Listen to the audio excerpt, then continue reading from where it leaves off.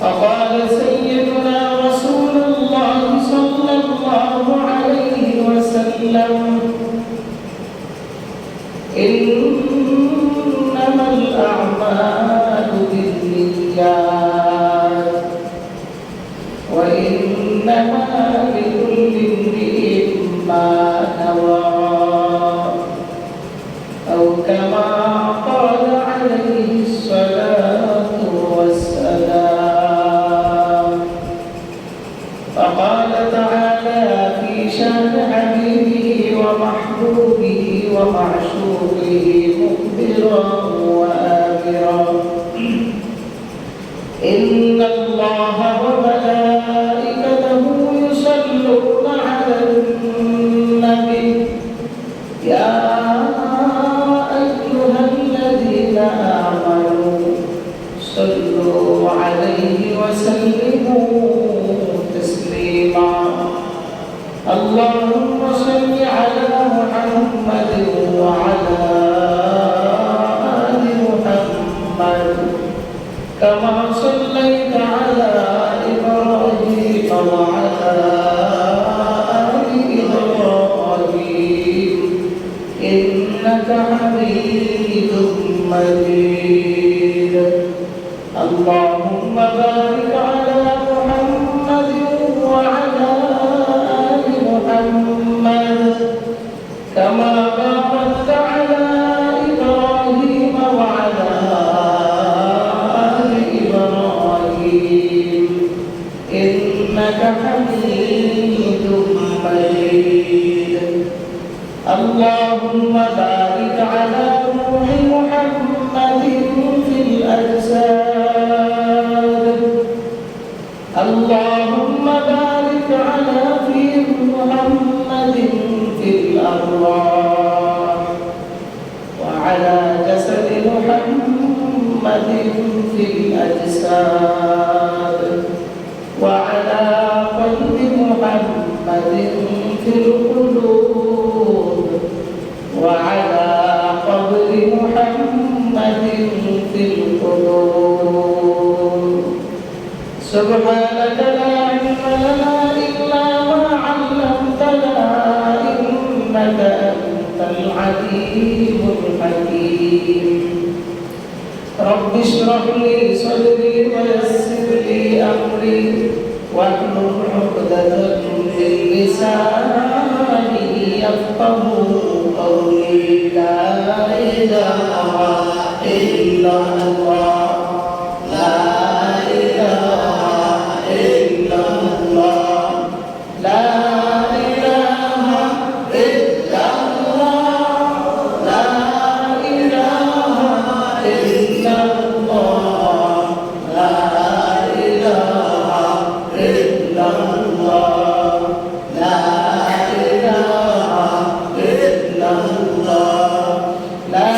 إله إلا الله لا إله إلا الله لا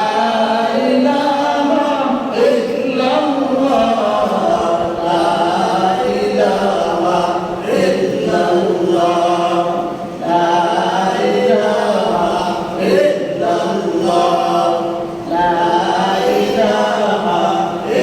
الله لا إله إلا الله لا إله إلا الله لا إله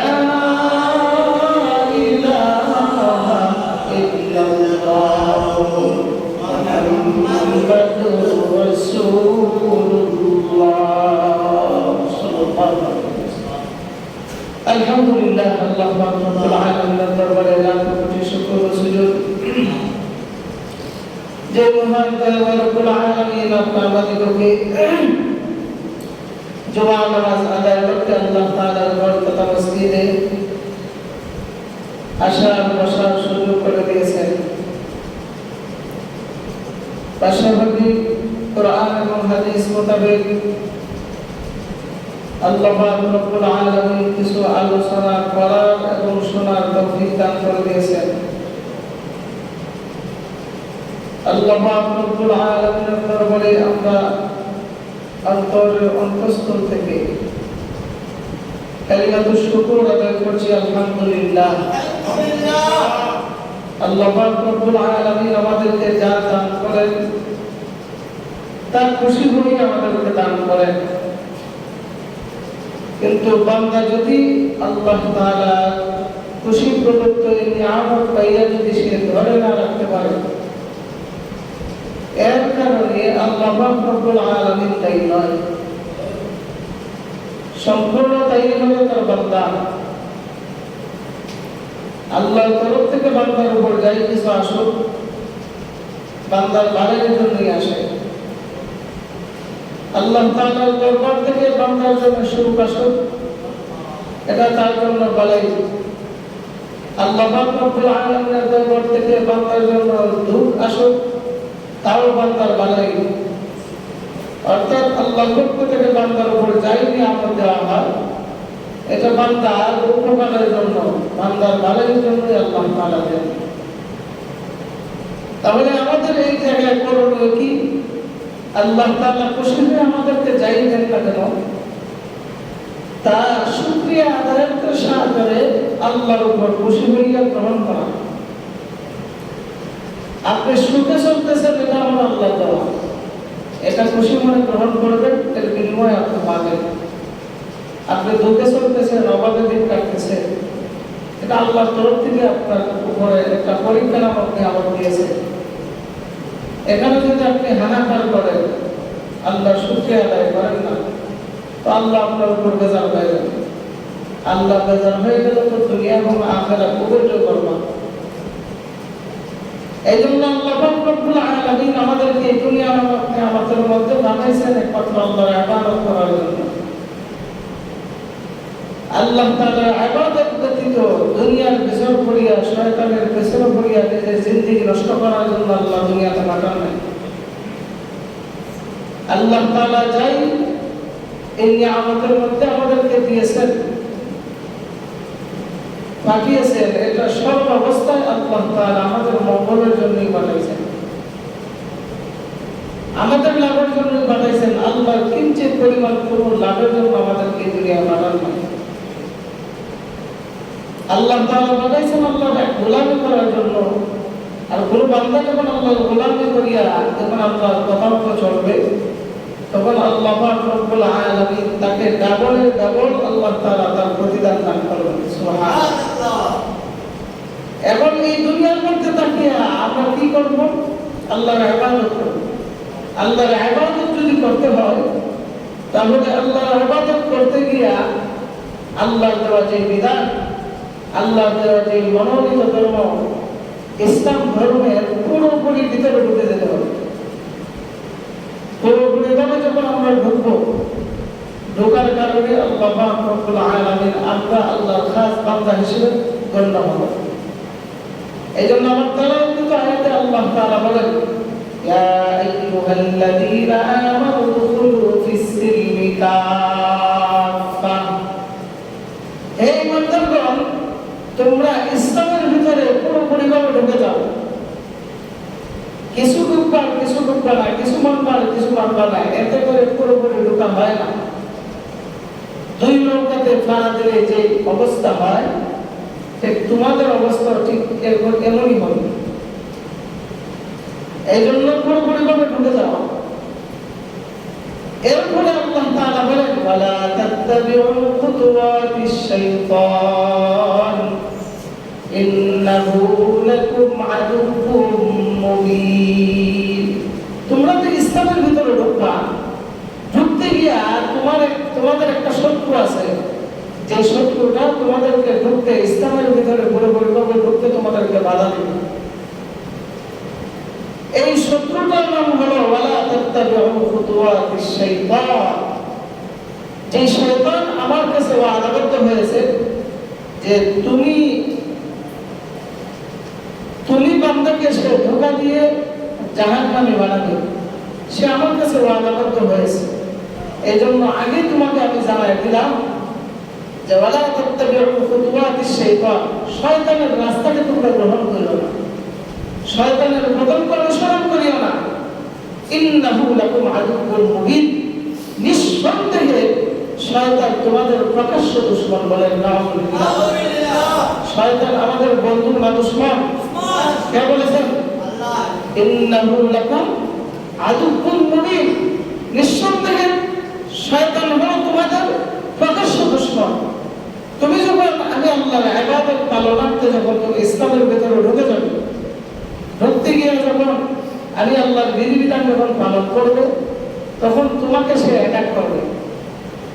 তোমাকে সে অ্যাটাক করবে, যে কোনো মূল্যে তোমার আমলকে ধ্বংস করার সে চেষ্টা করবে।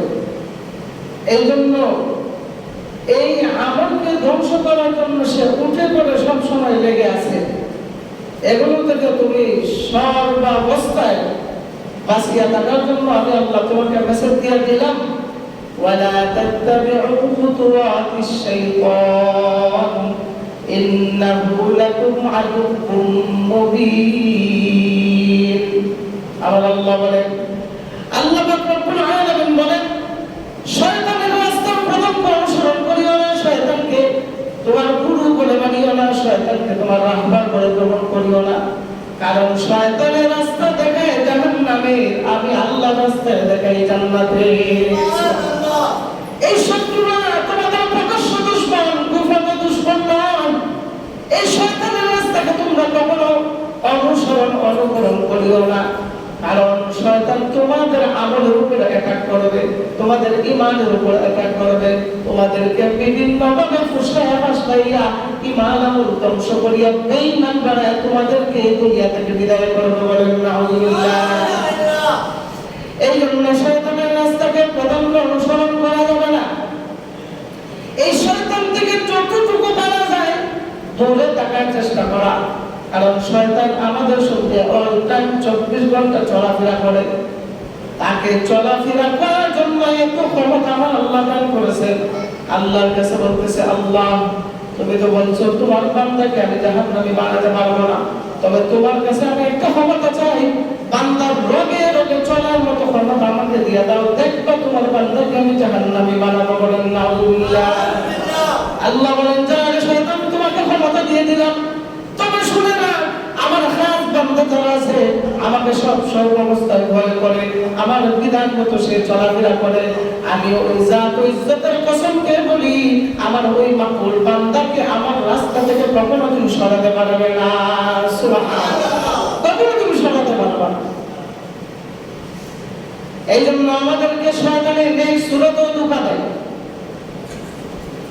শয়তানে আমাদেরকে নেক সুরতে এমন ভাবে ধোঁকা দেয়, শয়তানে যদি ভালো কাজও ঘটায় এর মধ্যে ওই ভালো কাজের মধ্যে আপনার খারাপ কাজ শয়তানে ঢুকায় দেয়।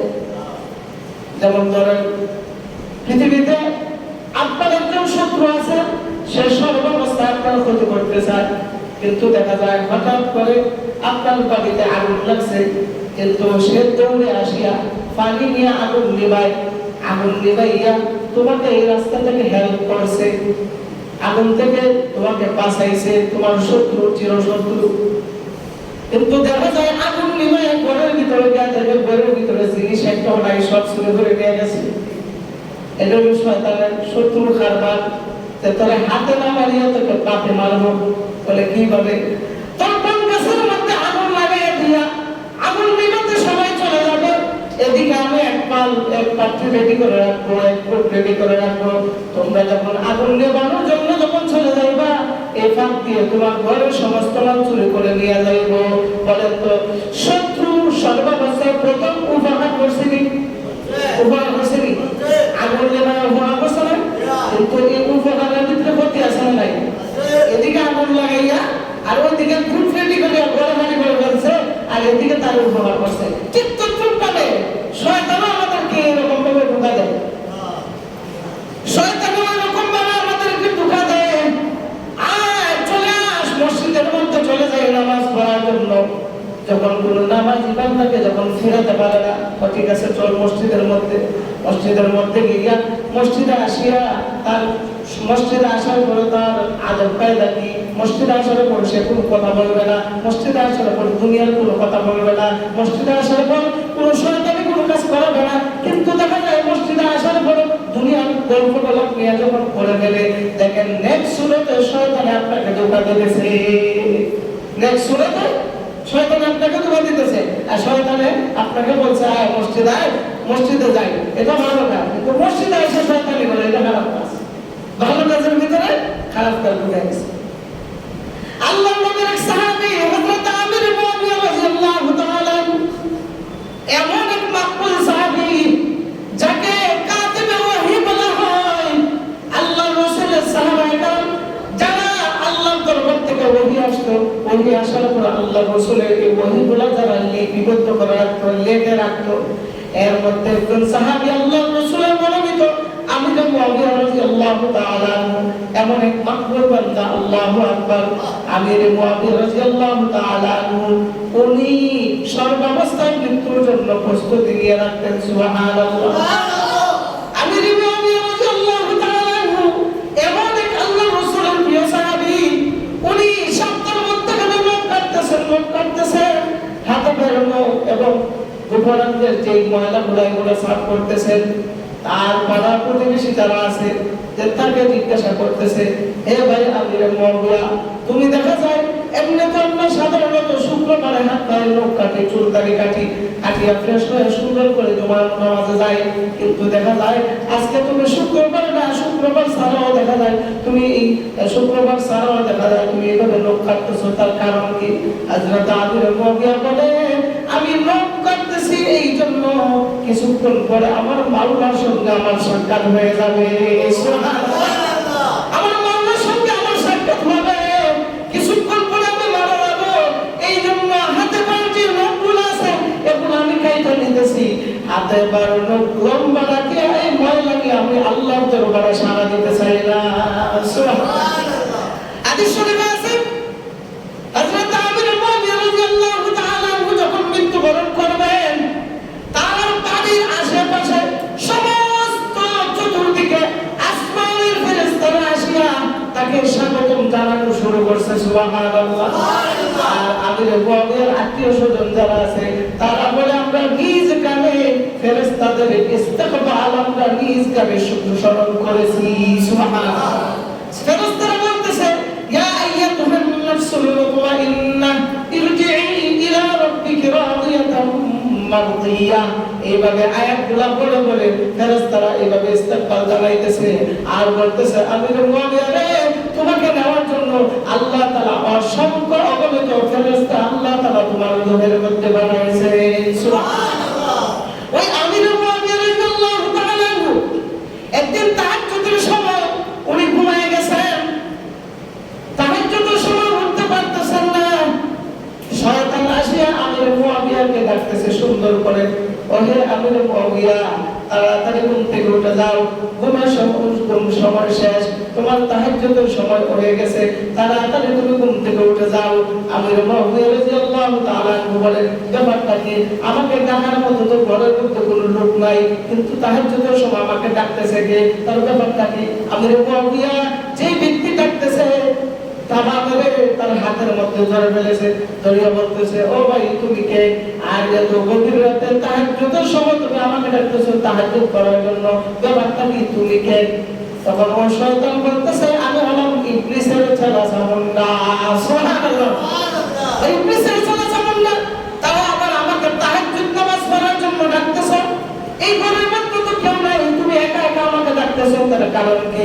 এমনি বলতেছে, ও ভাই আমির মুয়াবিয়া, তোমাকে গত কয়েকদিন আগে তোমাকে তাহাজ্জুদ না করার জন্য তোমাকে আমি ঘুম পাড়িয়ে দিয়েছিলাম, দিনের বেলা উঠিয়ে এমন কান্নাকাটি করছো, আমার আল্লাহ ওই কান্না কবুল করে নিয়েছে। এই কান্না কবুল করিয়া এমন ফলাফল আল্লাহর দরবার থেকে পেয়েছো যা জীবনে কোনোদিন কামাই করো নাই, তার ডাবলের ডাবল তুমি পাইছো। আমি তোমাকে ডাক দেওয়ার কারণ হলো, যদি তাহাজ্জুদের নামাজটা তুমি পড়িয়ে নাও, অন্ততপক্ষে দিনের বেলা কান্নাকাটি করিয়া আল্লাহর কাছ থেকে এতটুকু নেকি তুমি পাবা না। সুবহানাল্লাহ। দেখছেন? বুঝছেন না? যেমন ফলার হলে ঠিকই, এর ভিতরে ক্ষতি আছে।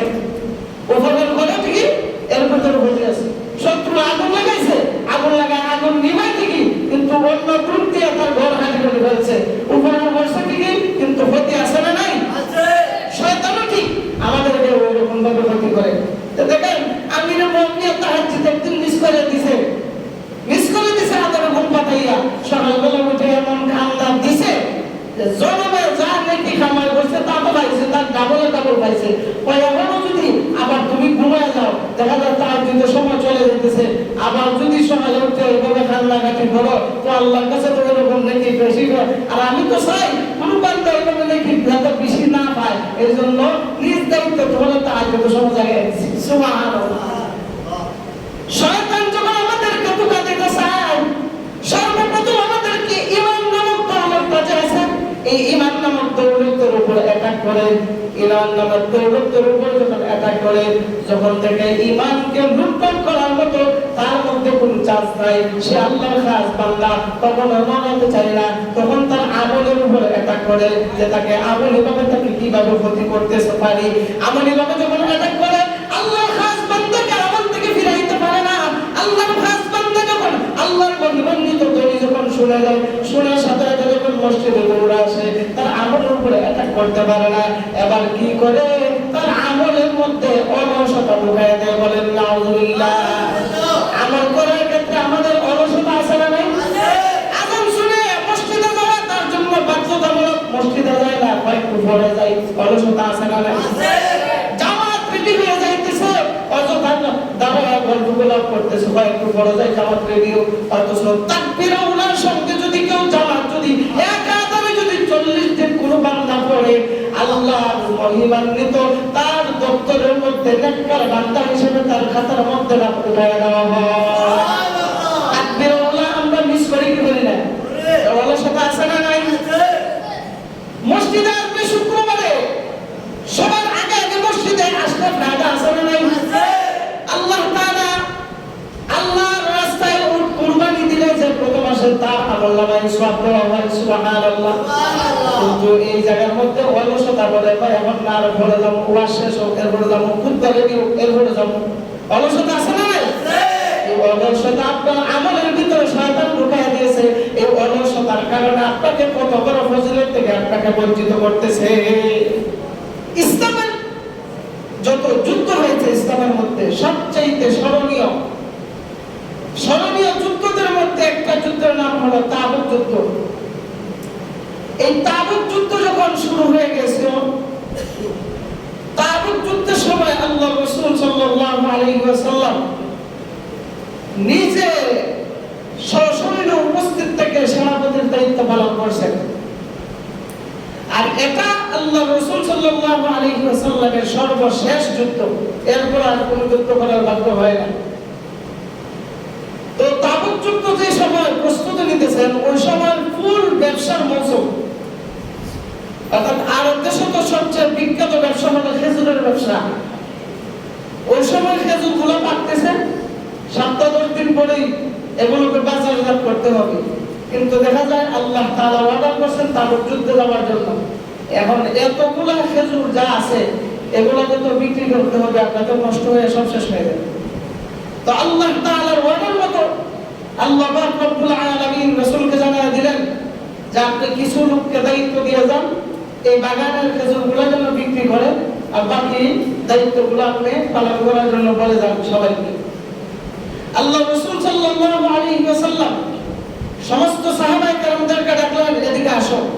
সবাই যখন আসলেন, আসার পর বলতেছেন, তোমরা এই 5 জনে গাছ থেকে খেজুর পাড়বা, পাড়ার পরে এই খেজুর নিয়ে বিক্রি করবা। তোমরা 2 জনে নামাজ পড়াবে এবং আযান দিবা। এইভাবে প্রত্যেকের দায়িত্ব বুঝাই দিলেন। তোমরা এই মদিনাকে পাহারা দিবা। এইভাবে দায়িত্ব দেওয়ার পর আর বলছেন, বাকি যারা আছো সবাইকে, বালেগ সম্পন্ন যারা আছে, যারা বালেগ হয়েছো, তোমরা সহ সবাই আমার সঙ্গে যুদ্ধের ময়দানে চলো। আর ওই যুদ্ধের ময়দানে যাইতে লাগবে 1150 মাস। সুবহানাল্লাহ। ওই যুদ্ধের ময়দানে পৌঁছতে 1150 মাস লাগবে। ওই জায়গার মধ্যে আমাদের যাইতে হবে। তো সবাই প্রস্তুতি নিয়ে যখন তাবুক যুদ্ধে যাবে, সবাই প্রস্তুতি নিয়ে যখন মদিনা থেকে বের হয়ে গেছে তাবুক যুদ্ধের ময়দানের দিকে, তখন ওই সাহাবীদের মধ্যে 5 জন সাহাবী মুনাফিকদের সাথে একত্রিত হয়ে গেছে। একত্রিত হয়ে বলতেছে যে আল্লাহ রাসূল সাল্লাল্লাহু আলাইহি ওয়াসাল্লাম যুদ্ধের ময়দানে যাইতেছে, তো আমরা কয়েকদিন পরে যাই, কারণ আমাদের দ্রুতগামী বাহন আছে, ঘোড়া আছে। আল্লাহ রাসূল সাল্লাল্লাহু আলাইহি ওয়াসাল্লাম ওনাদেরকে আমরা ঘোড়া দিয়ে দৌড়ে আগে ওনাদের পাশাপাশি চলে যেতে পারবো? আমাদের ঘোড়ার তো খুব গতি খুব বেশি, যাই বলে আজকে যাবো না কালকে যাবো, এই অবহেলা করতে আছে। আর ওইদিকে আল্লাহ রাসূল সাল্লাল্লাহু আলাইহি ওয়াসাল্লাম সবাইকে নিয়ে যুদ্ধের ময়দানে পৌঁছে গেছেন। পৌঁছে যাওয়ার পর আর এইদিকে 5 জন সাহাবী যারা ছিল মুনাফিকদের সঙ্গে, তারা মসজিদে নববীর মধ্যে বসে আছে। এই 5 জনের মধ্যে 2 জন বলতে, স্যার আমরা কি করতেছি? আল্লাহ রাসূল স্বয়ং নিজে যুদ্ধের ময়দানে গেছে আর আমরা এখনো বসে আছি। ও ভাই তোমরা থাকো, আমরা থাকবো না, আমরা চলে গেলাম। তো তারা এই কথা বলে 3 জন বাদে বাকি 2 জন চলে গেছে। বাকি যে 3 জন আছে এই 3 জন অবহেলা করতেছে, আমরা দ্রুতগামী ঘোড়া আছে, আমরা যে কোনো সময় চলে যেতে পারবো, কোনো সমস্যা নাই, আল্লাহ রাসূলের সঙ্গে গিয়ে যুদ্ধ করব। এইভাবে করতে করতে অনেক দিন পার হয়ে গেছে। এর মধ্যে মদিনার মধ্যে খবর আসতেছে যে আল্লাহ রাসূল যুদ্ধ শেষ করে ফেলেছেন, যুদ্ধ শেষ করে আবার মদিনার অভিমুখে যাত্রা করতেছেন। এখন এই বাকি যে 3 জন সাহাবী ছিল, একজনের নাম হলো কাআব ইবনে মালিক রাদিয়াল্লাহু তাআলা আনহু, একজনের হলো মুরাদা ইবনে রাবিয়া, একজনের হলো হিলাল ইবনে উমাইয়া রাদিয়াল্লাহু তাআলা। এই 3 জন সাহাবী রয়ে গিয়েছিল। তারা অলসতা বসিত গাফলতি করিয়া তারা যায় না। এখন যখন শুনছে যে আল্লাহ রাসূল চলে আসে, আচ্ছা বলেন যেই জায়গার মধ্যে আল্লাহ রাসূল এত দায়িত্ব দিয়ে বলেছেন যে তোমরা সবাই আমার সঙ্গে চলো, এখন যে তারা গেছে না, যদি আল্লাহ রাসূল আয়াত দেখে আল্লাহ রাসূল রাগান্বিত হবেন কি হবেন না? হবেন। এত বড় একটা দায়িত্ব নিয়ে আমি যাইতেছি, অথচ তোমরা এখানে অলসামি করে বসে আছো। তারা তো খুব চিন্তিত হয়ে গেছে, কি করি এখন, কি করি? তখন কাআব ইবনে মালিক বলে, তখন আমি নিজের থেকে একটা ঘটনা সাজাইলাম, কারণ এইদিকে লেখার ক্ষেত্রে আমার জ্ঞান খুব বেশি, অনেক কিছু লিখতে পারি। তো আমি একটা ঘটনা সাজাইলাম। এই ঘটনা অনুযায়ী যখন আল্লাহ রাসূলকে বলবো, তো আশা করি আল্লাহ রাসূল আমাদের উপর রাগান্বিত হবেন না। আল্লাহ রাসূল সাল্লাল্লাহু আলাইহি ওয়াসাল্লাম যখন মদিনার কাছাকাছি চলে আসেন, আসার পরে আল্লাহ রাসূল যখন যুদ্ধের ময়দান থেকে বা কোথা থেকে আসতেন, তখন মসজিদে নববীতে আগে ঢুকতেন, 2 রাকাত নামাজ পড়তেন, নামাজ পড়ে সবাইকে নিয়ে মাশাআল্লাহ কইরা এরপরে বাড়িতে যাইতেন। তো আল্লাহ রাসূল পূর্বের নিয়ম অনুযায়ী মসজিদে নববীতে ঢুকলেন, ঢোকার পরে ওই মসজিদে নববীতে 2 রাকাত নামাজ পড়লেন। কাআব ইবনে মালিক বলেন, আমি আর দেরি করলাম না, তাড়াতাড়ি আমি চলে গেলাম মসজিদে নববীর ভিতরে। মসজিদে নববীর ভিতরে যাওয়ার পরে এক সাহাবী আমাকে বলতেছে, ও ভাই তোমরা আমাদের সঙ্গে গেলে না কেন? ও ভাই তোমরা কি করে জানলা, এত লক্ষ লক্ষ মানুষের মধ্যে তোমরা কি করে জানলা? আমরা জানার কারণ হলো তুমি না হয় আল্লাহ রাসূলকে স্মরণ করছো না, আল্লাহ রাসূল তাবুক যুদ্ধের ময়দানের মধ্যে তোমার কথা স্মরণ করছে। সুবহানাল্লাহ। তখন বলতেছে, হায় রে কপাল, আল্লাহ রাসূল স্বয়ং নিজে আমার কথা স্মরণ করলেন, কিন্তু আমি রাসূলের কথা মতো গেলাম না, আল্লাহ রাসূলকেও স্মরণ করলাম না, কিন্তু আল্লাহ রাসূল এই মাত্র মদিনায় চলে আসলেন, মসজিদে নববীর মধ্যে আসলেন। এখন যদি আমাকে প্রশ্ন করেন কেন গেলাম না, আমি কি উত্তর দেব? তখন বলতেছে, না ঘটনা তো একটা সাজাইছি, ওইটা আল্লাহ রাসূলের দরবারে বলবো, অবশ্যই রাসূল আমাকে কোনো কিছু বলবেন না। আল্লাহু আকবার। আল্লাহ রাসূল সাল্লাল্লাহু আলাইহি ওয়াসাল্লাম নামাজের সালাম ফিরাইয়া সবাইকে সামনে নিয়ে মশওয়ারা করতেছে আর বলতেছে, এই কাআব ইবনে মালিক কোথায়? তাকে তো দেখলাম না। কাআব ইবনে মালিক কোথায়? একটু দাঁড়াও তো। কাআব ইবনে মালিক বলেন, আমি তখন আল্লাহর রাসূলের সামনে গেলাম, গিয়া মুআনাকা করলাম, মুসাফাহা করলাম, মুলাকাত করিয়া আল্লাহর রাসূল তখন আমাকে বলতেছে, তোমাকে যুদ্ধের ময়দানে যাওয়ার জন্য বলছিলাম, তুমি কেন যাও নাই? তোমার কি দ্রুতগামী কোনো বাহন নাই? বলে, ইয়া রাসূলুল্লাহ, ইয়া হাবিবাল্লাহ, আমার বাহন আছে, তাও একটা না, দ্রুতগামী বাহন আছে 2টা। কেন তুমি যাও নাই? তোমার কি টাকার অভাব? বলে, ইয়া রাসূলুল্লাহ, আল্লাহর কসম করে বলি আমার কোনো কিছুর অভাব নাই, কিন্তু আমি অলসমি করছিলাম, গাফলতি করছিলাম, আজকে যাব না কালকে যাব। আল্লাহ রাসূল বলেন, তুমি কি অসুস্থ ছিলে নাকি? বলে, না ইয়া রাসূলুল্লাহ, আমি অসুস্থ ছিলাম না। কেন তুমি যাও নাই? ইয়া রাসূলুল্লাহ, মিথ্যা কথা বলে লাভ নাই, আমি গেছি না একদম অলসমি করিয়া, আজকে যাব না কালকে যাব, পরশু যাব। এভাবে বলতে বলতে যুদ্ধের সময় শেষ হয়ে গেছে। আল্লাহ রাসূল তার দিকে মুখ ফিরিয়ে নিলেন, বলেন নাউযুবিল্লাহ। মুখ ফিরিয়ে বলতেছেন, হে সাহাবায়ে কেরাম, তোমরা সবাই শুনে রাখো, এই যে কাআব ইবনে মালিক এবং মুরাদা ইবনে রাবিয়া, হিলাল ইবনে উমাইয়া, এই 3 জন সাহাবী যেহেতু যায় নাই, আজকে থেকে করলাম আজ থেকে যতক্ষণ না পর্যন্ত আসমান থেকে আল্লাহ তাআলা আয়াত নাযিল না করিয়া তাদেরকে মাফের ঘোষণা না দিবেন ততদিন পর্যন্ত তোমরা কেউ তার সঙ্গে কখনো তোমরা কথা বলবা না। নাউজুবিল্লাহ। তার সঙ্গে কথা বলবা না, সে সালাম দিলে উত্তর দিবে না, আর তোমরা সালাম দিবে না, তার সাথে কথাবার্তা যা কিছু আছে সব বন্ধ করে দিলাম। আচ্ছা বলেন তো, এখন সাহাবীর ভিতরে শান্তি না অশান্তি? অশান্তি। হায় হায়, আল্লাহর রাসূলই কথা বলেছেন, এখন কি করবে? তো এই তিন সাহাবীর মধ্যে দুইজন আছেন বৃদ্ধ, বয়োবৃদ্ধ, মুরারা ইবনে রাবিয়া আর হিলাল ইবনে উমাইয়া। এই দুইজন সাহাবী আর দিয়ে করে না, দৌড় দিয়ে গিয়ে ঘরের ভিতরে ঢুইকা দরজা জানালা লাগাইয়া সিজদায় পড়ে গেছেন। সুবহানাল্লাহ। আর তওবা করতেছে, আল্লাহ যে জায়গার মধ্যে আপনার বন্ধু আমাদের উপর বেজার হয়ে গেছে, আমাদের তো আর উপায় নাই, আমরা যদি এই মুহূর্তে মারা যাই কি জবাব দেব তোমার দরবারে? আল্লাহ তুমি মাফ করে দাও। এইভাবে কান্নাকাটি করতেছে আর ওইদিকে হযরতে কাব ইবনে মালিক রাদিয়াল্লাহু তাআলা উনি বলেন, তারা তো বয়োবৃদ্ধ মানুষ, মসজিদে যাইতে পারবে না, আমি তো মসজিদে যাইতে পারবো, আমি প্রত্যেকদিন মসজিদে নববীতে যাব, গিয়ে আল্লাহর রাসূলের চেহারা মোবারক আমি দেখব। হয়তো আল্লাহর রাসূল আমার সঙ্গে কথা বলবেন না, কিন্তু আল্লাহর রাসূলের চেহারা মোবারক দেখলে আমার অন্তর ঠান্ডা হয়ে যায়। সুবহান। আল্লাহর রাসূলকে দেখার জন্য সাহাবায়ে কেরাম তো পাগল পারা হয়ে যেতেন। আল্লাহর রাসূল যখন মসজিদে নববীতে নামাজ পড়ার জন্য আসতেন না, তখন সবাই পাগল পারা হয়ে যেত। একদিন হযরত আবু হুরায়রা রাদিয়াল্লাহু তাআলা দৌড়ে গেলেন, ইয়া রাসূলুল্লাহ, ইয়া হাবিবাল্লাহ, আপনার কি হয়েছে? গিয়ে দেখেন আল্লাহর রাসূল একটা বাগানের মধ্যে দাঁড়ায় আছে। আল্লাহর রাসূলকে জিজ্ঞাসা করতে, ইয়া রাসূলুল্লাহ, আপনি যান নাই কেন নামাজে? আপনার কি কোনো অসুস্থতা নাকি? আল্লাহর রাসূল বলেন, আরে আবু হুরায়রা, তুমি আসছো নাকি? বলেন, আমি ইয়া রাসূলুল্লাহ। আবু হুরায়রাকে বললেন, ও আবু হুরায়রা, আমি যাই না, একটু কারণ ছিল। তার তুমি যখন আসছো কি হয়েছে, কি ব্যাপার বলো? ইয়া রাসূলুল্লাহ, আপনি মসজিদে নববীতে নাই, এই কথা দেখিয়া আর একজন মানুষও শান্তি নাই, সবাই দৌড়ে আসতেছে আপনার সঙ্গে সাক্ষাৎ করার জন্য। সুবহানাল্লাহ। তখন আল্লাহর রাসূল আবু হুরায়রাকে বলেন, এই নাও আমার জুতাটা হাতে নাও, হাতের মধ্যে নিয়ে তুমি দৌড়ে চলে যাও মসজিদে নববীতে। সবাইকে গিয়ে বলল, আল্লাহর রাসূল কোথাও যান না, এই যে জুতা উনি আছেন, তোমরা শান্ত হও। সুবহানাল্লাহ। আর বলে দিও, মান ক্বালা লা ইলাহা ইল্লাল্লাহ দাখালাল জান্নাহ, যে ব্যক্তি ঈমানের সহিত এই কালিমাটা পড়বে আমার আল্লাহ তাকে জান্নাতে প্রবেশ করাবে। সুবহানাল্লাহ। এই কথা শোনার পরে তিনি জুতা মুবারকটা হাতের মধ্যে নিয়ে যাত্রা করছেন। ইতিমধ্যে দেখা হয়েছে হযরত ওমরের সাথে।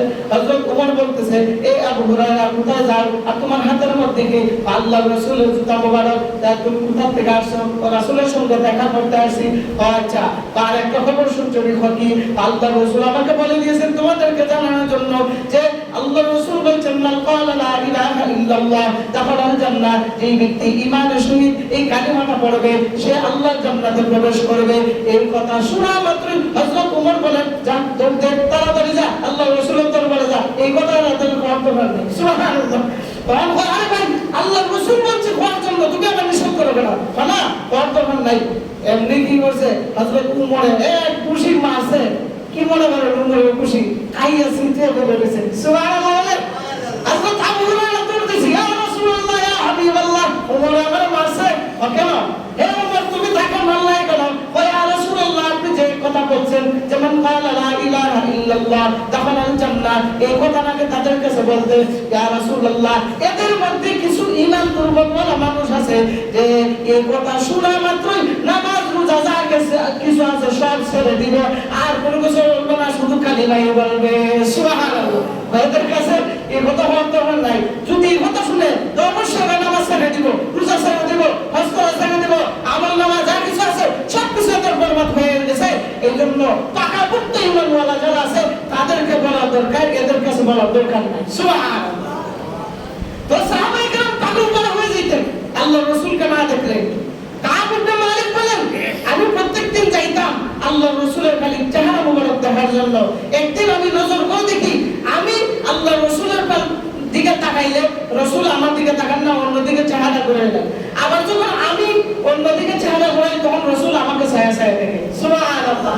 আচ্ছা বলেন, এটা ওই রকম ভাবে হয়ে যায় যে মা তার সন্তানকে আঘাত করেছে, তার কারণে সন্তান রাগ করে অভিমান করে চলে গেছে অন্য জায়গায়, মার কাছে গলও দেয় না, কিন্তু বলেন তো, মার কাছে কল না দিলেও সন্তান যেই জায়গার মধ্যে আছে, সন্তানকে মা কল না দিলেও তার পাশাপাশি অন্য কাউকে কল দিয়া সন্তানের ভালো বলা জিগায় কি জিগায় না? জিগায়। আরে তোমার সন্তানের কাছে কল দেয় না কেন?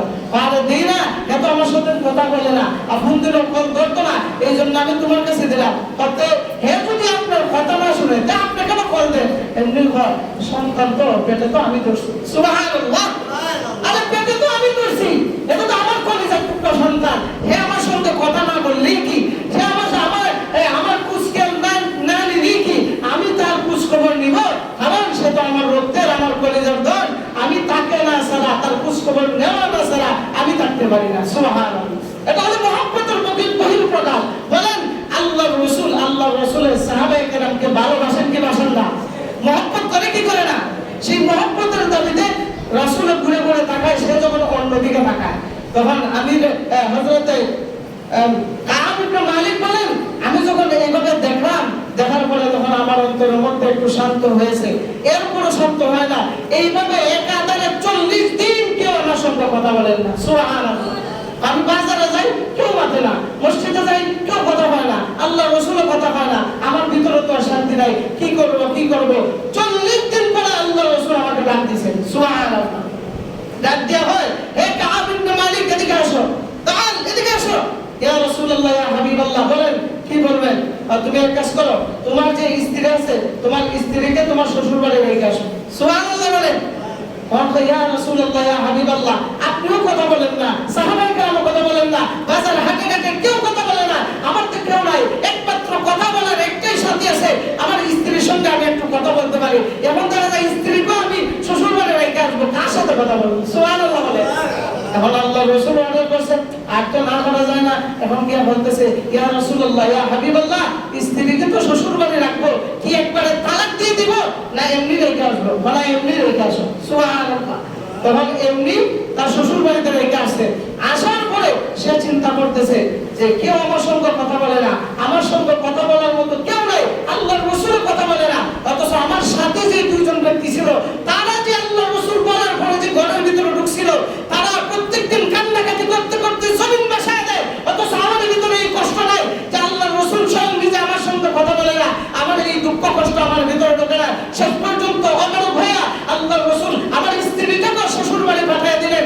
এখন আমি কার সঙ্গে কথা বলি? তাহলে বোঝা যায় এখন আল্লাহ আমাকে মাফ করবেন। গিয়া ঘরের ভিতরে ঢুকিয়া দরজা জানা সবকিছু লাগাইয়া এরপর সিজদা করিয়া আল্লাহর দরবার কান্নাকাটি শুরু করে দিয়েছি। সুবহানাল্লাহ। আর বলতেছে আল্লাহর রাসূল আমার সঙ্গে কথা বলেন না, আমার সঙ্গে কথা বলেন না। এরপর আল্লাহর রাসূলের কিছুটা মহব্বত আমার ভিতরে আছে, আল্লাহর রাসূলের ভিতরে আছে, কারণ যেদিন আমার দিকে তাকাইছিলেন আমি ওই তাকানো অনুযায়ী বলছি। কিন্তু আজকে যদি আমি মৃত্যুবরণ করি, মৃত্যুবরণ করার কারণে হয়তো রাসূল আমার লাশটা কবরের মধ্যে রাখবেন, এটা ঠিক আছে। কিন্তু যদি আল্লাহর রাসূল যদি মারা যায়, তাহলে যে ডিক্লেয়ার দিয়ে গেছেন যে আজীবন কেউ যেন তার সঙ্গে তাকে বয়কট করা হয়েছে, কেউ যেন কথা না বলে, আল্লাহর রাসূল যদি মারা যায় তাহলে আজীবন কোনো সাহাবী কোনো মানুষ আমার সঙ্গে কথা বলবে না। সুবহানাল্লাহ। এই চিন্তা তার ভিতরে ঢুকাইয়া এমন কান্নাকাটি দিছে, দেওয়ার সাথে সাথে এই রাত্রির ভিতরে আল্লাহ তাআলা কোরআনের আয়াতকে নাযিল করিয়া আল্লাহর রাসূলকে জানায় দিলেন, ও রাসূল যাও, আপনার এই তিন সাহাবীকে আমি আল্লাহ এই মুহূর্তে মাফ করে দিলাম। সুবহানাল্লাহ। কতটুকু মুশাহাদা করার পরে তারা আল্লাহর দরবার থেকে মাফ পাইছে। এই যে তিন সাহাবী তারা আল্লাহর রাসূল থেকে এইরকম বিচার পাইছে, কিসের জন্য বলেন তো? অলসামির কারণে। কিসের জন্য? অলসামির কারণে। এই জন্য শয়তান আমাদের আমলের ভিতরে, ঈমানের ভিতরে আমাদেরকে অলসামি ঢুকাইয়া আমাদেরকে ফিরায় রাখে। নামাজ আসতে মন চাচ্ছে, কিন্তু আবার দেখা যায় একটু পরে যায় অলসামি ঢুকাইয়া দিছে। জামাত রেডি হয়ে যাইতেছে, বলে একটু পরে যাই, এই যে আপনার তাকবীর হলো ছুটে গেল, তাকবীর হলো সঙ্গে জামাত করলে সওয়াব আছে না নাই? অনেক সওয়াব। এই জন্য কোনো আমলের ক্ষেত্রে অলসামি করা যাবে না, কারণ শয়তান 24 ঘন্টা আমাদের পিছনে আছে না নাই? আছে না নাই? আমাদের অলসামি ঢুকায় কি ঢুকায় না? এই জন্য আজকে থেকে আর অলসামি করবো না, বলেন ইনশাআল্লাহ। নামাজের আজান যখন হয়ে যাব তখন আর দেরি করবো না। কসবা পশ্চিম পাড়া যাবে, মসজিদে ভালো লাগবে তা না, যেই জায়গার মধ্যে থাকেন ওই জায়গার মসজিদে ঢুকে যান, জামাতের সহিত আদায় করে নেন। অসুস্থ হয়েছেন বাড়িতে আদায় করে দেন, কোনো সমস্যা নাই। অর্থাৎ কোনো অনুসরণ করা যাবে না। আজান হয়েছে বাস মসজিদে চলে গিয়া আপনি নামাজ আদায় করে ফেলবেন। আর যদি হন বলে একটু পরে যাই, তো একটু পরে যাওয়ার কারণে যে আমলগুলো আপনি শুরুতে যাওয়ার কারণে যে নেকি পাইতেন, নেকিটা পাবেন না কেন? আপনার আমলের ভিতরে অলসতা ঢোকানোর কারণে। কিন্তু অলসতা ঢুকায় কে? শয়তানে। ঢুকায় কে? শয়তানে। আল্লাহ পাক রব্বুল আলামিন আমাদেরকে এই শয়তানের রাস্তা থেকে, অলসতা নামক এই আমল থেকে আল্লাহ তাআলা আমাদেরকে বিরত থাকার তৌফিক দান করুন। সবাই বলি আমিন। ওয়া আখিরু দাওয়ানা আলহামদুলিল্লাহি রাব্বিল আলামিন।